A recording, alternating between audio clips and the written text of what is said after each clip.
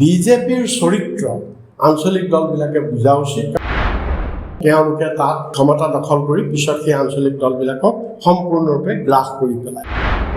বিজেপিয়ে এই শিৱসেনাক দুটা ভাগত বিভক্ত কৰি সিন্দে গোট আৰু উদ্ধৱ ঠাকৰে গোটত বিভক্ত কৰি শিৱসেনাক দুৰ্বল কৰি পেলালে। আমাৰ অসমত এজিপি দল প্ৰায় নিঃশেষ হোৱাৰ অৱস্থা হৈছে। বড়ো ৰাইজক দুভাগ কৰি পেলালে, দুটা ৰাজনৈতিক দল কৰি DPF আৰু UPPL কৰি তেওঁলোককো দুৰ্বল কৰি পেলালে।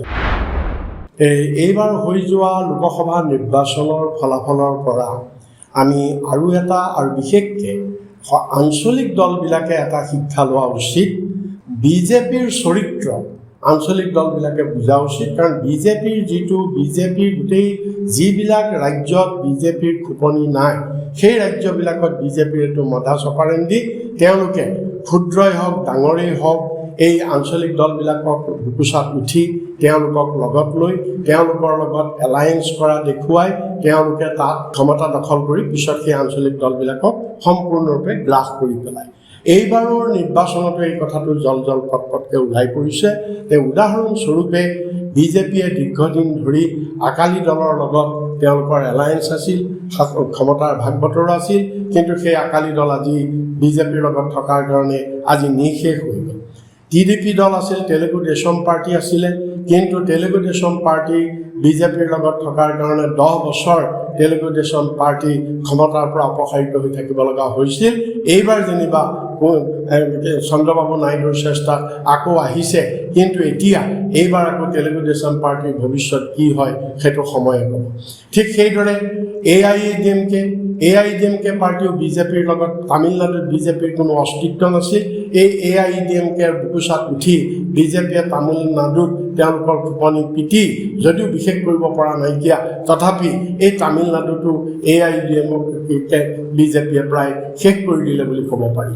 ঠিক সেইদৰে আমি যদি আন এটা দল চাওঁ, শিৱসেনা, যে মহাৰাষ্ট্ৰত এই শিৱসেনাক বিজেপিয়ে লগত লৈ মহাৰাষ্ট্ৰত চৰকাৰ গঠন কৰিলে। দীৰ্ঘদিন ধৰি বিজেপিৰ লগত শিৱসেনা আছিলে, শিৱসেনা আছিলে, আৰু শিৱসেনাক এলায়েন্স কৰি অৱশেষত বিজেপিয়ে এই শিৱসেনাক দুটা ভাগত বিভক্ত কৰি সিন্দে গোট আৰু উদ্ধৱ ঠাকৰে গোটত বিভক্ত কৰি শিৱসেনাক দুৰ্বল কৰি পেলালে। ঠিক একেদৰে এতিয়া শেহতীয়া উদাহৰণ হৈছে বিজু জনতা দল।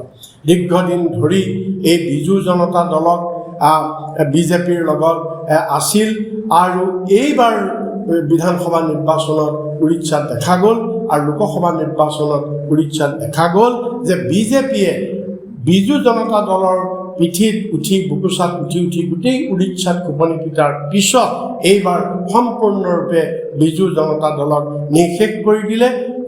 ৰাজ্যটো ক্ষমতা, বিধানসভাটো ক্ষমতা বিজেপিয়ে দখল কৰিলে আৰু লোকসভাটো অধিক আসন বিজেপিয়ে লাভ কৰিলে। গতিকে আমাৰ অসমত AGP দল এই বিজেপিৰ লগত লাগি আছে, কিন্তু ইতিমধ্যে AGP প্ৰায় নিঃশেষ হোৱাৰ অৱস্থা হৈছে।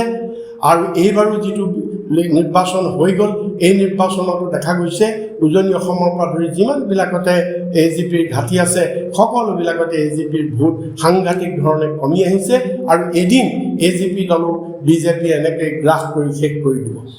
আমাৰ অসমত যে যিটো বড়ো ৰাজনীতি, যে প্ৰথমতে BPF এটাই দল আছিলে বড়োসকলৰ, কিন্তু এই বিজেপিৰ প্ৰৰোচনাত, হিমন্ত বিশ্বৰ প্ৰৰোচনাত অসমতো বড়ো ৰাইজক দুভাগ কৰি পেলালে, দুটা ৰাজনৈতিক দল কৰি DPF আৰু UPPL কৰি তেওঁলোককো দুৰ্বল কৰি পেলালে। এইটোৱেই হৈছে বিজেপিৰ চৰিত্ৰ। এনেদৰেই তেওঁলোকে আঞ্চলিক দলবিলাকৰ বুকুচাত উঠি তেওঁলোকে ক্ষমতা দখল কৰি সেই আঞ্চলিক দলবিলাকক গ্ৰাস কৰি পেলায়।